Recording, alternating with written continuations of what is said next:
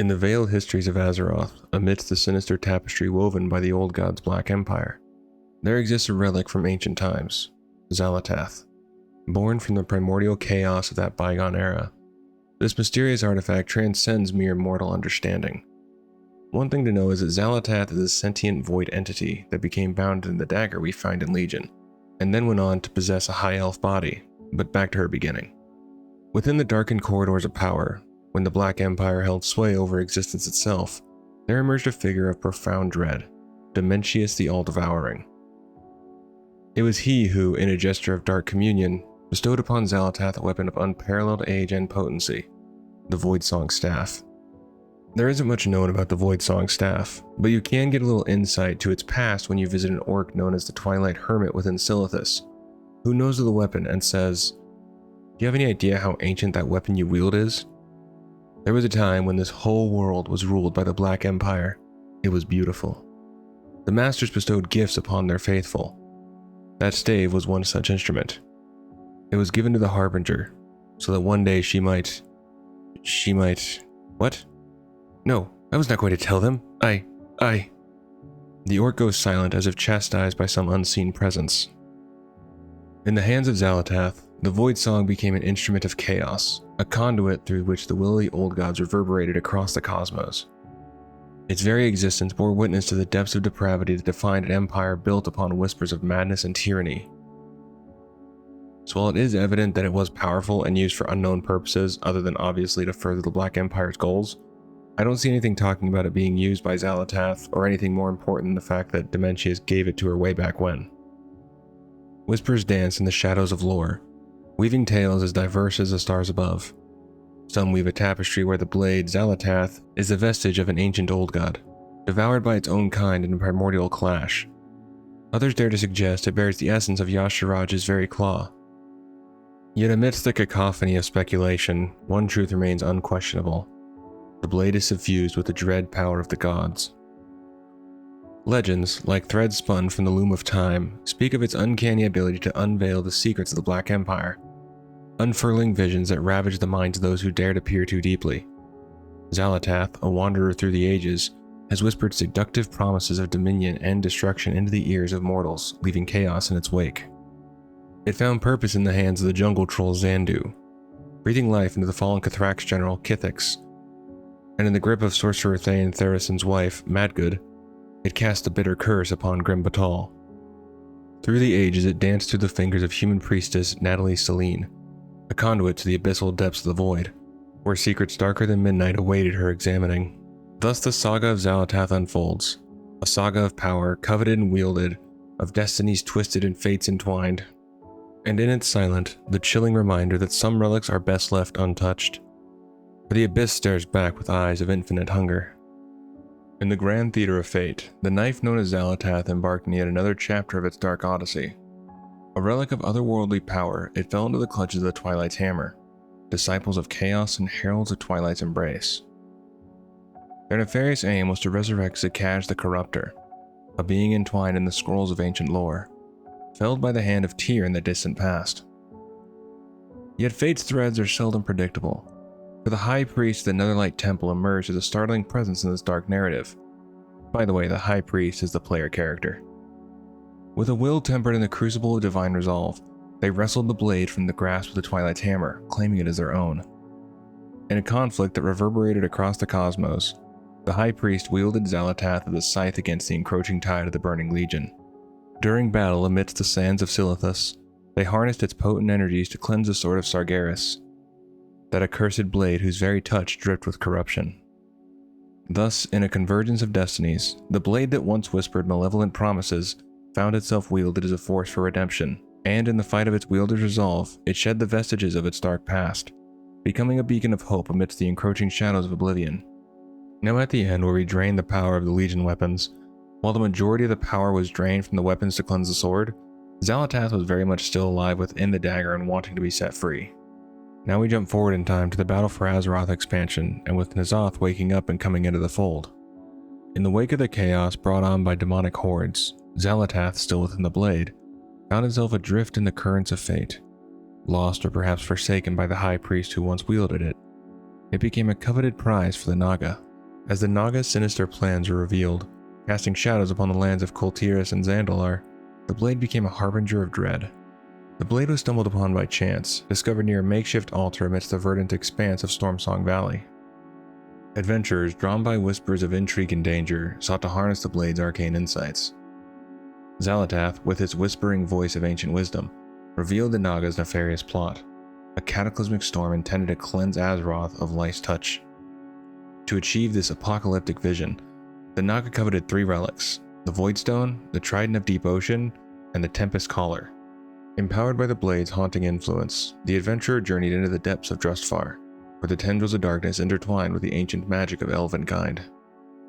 There, they confronted the High Elf Inannis, who was trying to take control of the Voidstone, but at the behest of Xal'atath, the adventurer is told to kill her. In a clash of wills and steel, the adventurer prevailed, but Xal'atath's thirst for dominion remained unquenched. Drawing upon the raw energies of the Voidstone, Xal'atath ensnared Inannis' lifeless form. While she finally had a mortal form, she was still bound to the dagger that once imprisoned her. She had to find a way to become free of the dagger, so she helped the adventurer find the final 2 relics. After acquiring the relics, their odyssey led them to the foreboding Crucible of Storms, nestled beneath the towering precipice of oblivion. Yet instead of thwarting the Naga's dark designs, Xal'atath made a change to the original plan.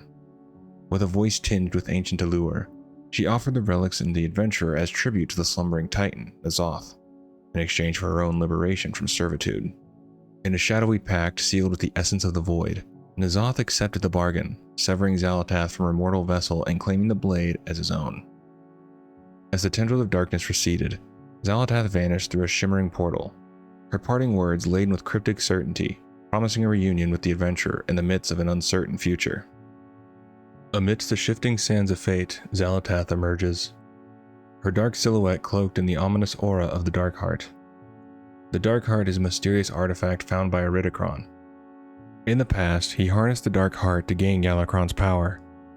However, his plans were almost thwarted by Chromie and a brave group of heroes.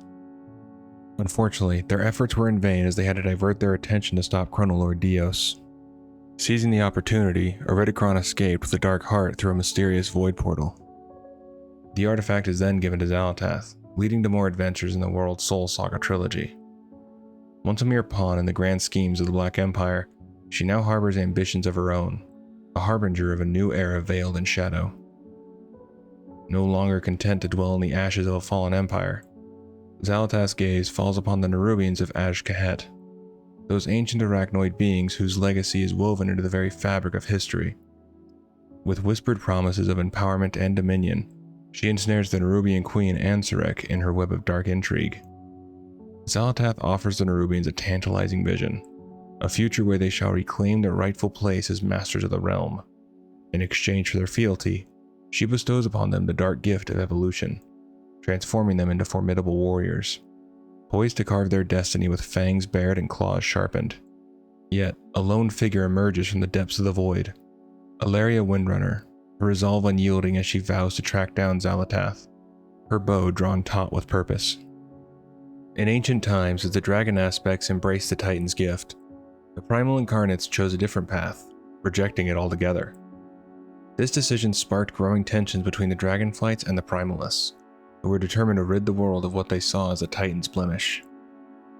At the heart of this seismic divide stood Iridikron, a figure shrouded in mystery. Dwelling within the shadowed recesses of Harrow's Deep, a cavern in northern Kalimdor, he made his home. His kinship with Neltharion, once as close as brothers, now a distant memory. Where once camaraderie flourished, now festered rivalry. Their intellects sharpened with an equal blend of cunning, deceit, and sheer power.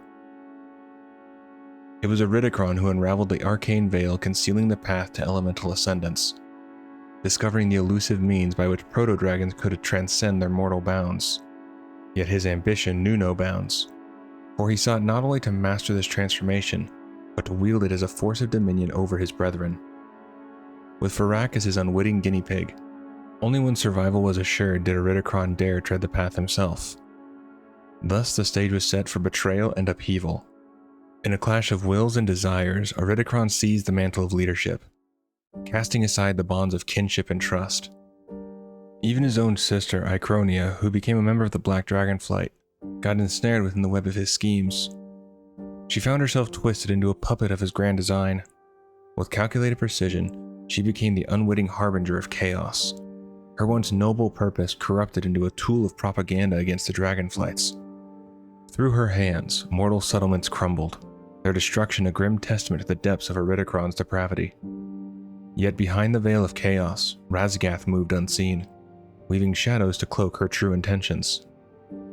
Approximately 20,000 years ago, the conflict between the Primalists and the Dragonflights escalated into a full-blown war. It all began when Raszagath initiated an attack on Neltharion and his Drakthir army in the Reach, which marked the beginning of the War of the Scaleborn. However, Raszagath was subsequently imprisoned within Froststone Vault. In response to this, Iridikron and Farak demanded Raszagath's release, but when the Aspects refused, they declared war on the Dragonflights. The capture of Raszagath and the revelation that the Dragonflights had been taking proto-dragon eggs from the wild provided Iridikron with the opportunity to persuade Viranoth to become an incarnate as well. Throughout most of the war, Iridikron strategized from his lair in Harrow's Deep, while Farak and Viranoth led the Primalist forces in the field. However, Farak and Viranoth were eventually captured, leaving Iridikron as the sole remaining incarnate. As the Primalists began to lose ground, Iridikron grew increasingly desperate and sought new allies. Despite his attempts to create new incarnates to replace his imprisoned comrades, none of them survived the process. Over the following decades, the Primalists continued to lose territory, and the Aspects' forces closed in on Harrow's Deep. In a last-ditch effort to turn the tide, Iridikron approached Agira and formed a fragile alliance with the Jarden tribes. During the intense battle between Dragonflights and Primalists near Harrow's Deep, Iridikron unleashed volcanic eruptions throughout the valley, showering the draconic armies with molten lava and rocks. However, Neltharion, utilizing his own mastery over Earth, managed to subdue the eruptions. Although all 5 dragon aspects initially entered Harrow's Deep together, they were separated by the ever-shifting stone passages, leading Neltharion to confront Iridikron alone in the deepest cavern of Harrow's Deep. In this treacherous encounter, Iridikron utilized the power of the Earth to overpower Neltharion, pushing him to the brink of defeat. Faced with imminent loss, Neltharion succumbed to the influence of the Old Gods in order to vanquish the Incarnate. Overwhelmed by the immense power of the Void, yet recognizing that this was the same method Neltharion used to defeat Raszagath, Iridikron taunted him, claiming that one day Alexstrasza would realize that Neltharion posed the greatest threat to dragonkind. Enraged, Neltharion unleashed a surging force of the Void into Iridikron's body, rendering him unconscious and subsequently imprisoning him within the Vault of the Incarnates. 20,000 years had passed when Kurag Grimtotem freed Raszagath the Storm Eater, who then plotted to release her kin from the vault. Even though Raszagath perished, she achieved her goal in setting free Iridikron, Farak, and Viranoth. Witnessing Raszagath's downfall due to haste, Alexstrasza predicted that the Incarnates would take their time to gather strength, with Iridikron's Earth Mastery providing shelter in the meantime. Farak was eager for revenge, but Iridikron insisted on balancing the scales with the Aspects first. The Incarnates journeyed to the Forbidden Reach as Raszagath's storm faded, breaching Neltharion's ancient vault to uncover a device revealing the location of Zarlek Cavern, the Earth Warden's hidden domain. While the Incarnates had no interest in Aberrus's laboratory, Iridikron saw potential in the molten fire within. Scale Commander Sarkareth and the Sundered Flame followed the Incarnates in secret, aiming to claim Neltharion's legacy. In a stunning turn of events, Iridikron made a sinister pact with the Infinite Dragonflight, seeking to obtain the very essence of Galakrond. As the adventurers and Chromie confronted the Incarnate at the site where Galakron's remains lay, a fierce battle ensued. While the heroes fought valiantly, their main objective was to provide opportunity for Chromie to destroy the artifact known as the Dark Heart, which Iridikron was using to drain Galakron's power. However, their plans took an unexpected twist when Chronoloord Dios intervened and transformed the young Nozdormu into Murozond. This turn of events forced Chromie to make a difficult decision. Instead of stopping the Incarnate, she had to travel back in time to confront Dios and prevent him from altering the course of history. This unfortunate turn of events allowed Iridikron to successfully complete his mission and escape through a mysterious void portal, carrying his coveted prize with him. After the demise of Farak and the flourishing of Amirdrasil, Iridikron reached out to Viranoth, seeking a private meeting with her. Agreeing to his request, they rendezvoused amidst the icy peaks of Aldraken. where he reproached her for abandoning the primalist cause. However, Viranoth swiftly retorted that it was Iridikron who had forsaken the war and left Farak to perish, all for a mere trinket that Neltharion had left behind. Iridikron vehemently argued that the Darkheart was no ordinary trinket, emphasizing that it now resided in the hands of the Harbinger. He justified his actions by placing his trust in the Void's insatiable hunger to cleanse the world of the Titan's corruption. Nevertheless, Viranoth firmly refused to partake in his war any longer. Iridikron was left utterly disheartened and infuriated. He declared that the bond between the Incarnates had come to an end. Before bidding farewell, Iridikron warned Viranoth that she would not see him again until the Titans faced their reckoning, cautioning her to steer clear of his path. So one thing I wasn't totally sure about, I need to read the book to really understand what happens, but it says that Iridikron's sister was essentially the scapegoat and would make everyone think that the Dragonflight was responsible for the destruction since she was part of the Black Dragonflight. However, it doesn't really explain why she did it. I don't know if it was like mind control or she was maybe trying to protect someone, but it was only that she could see it.